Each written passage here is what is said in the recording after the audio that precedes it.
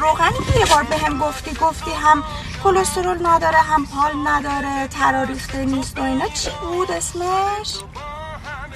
آها مازولایت. آره آخه گفتی که جذبش هم کمه، به حسابم که عاشق میدونی که سرخ کردنی، گفتم اونو بگیریم حداقل.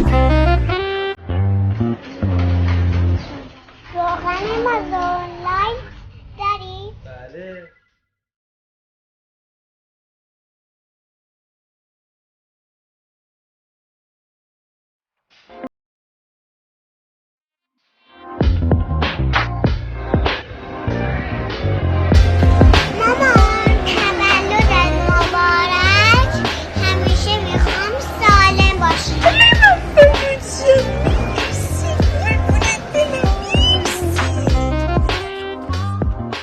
مازولایت 100 سال در کنار شما.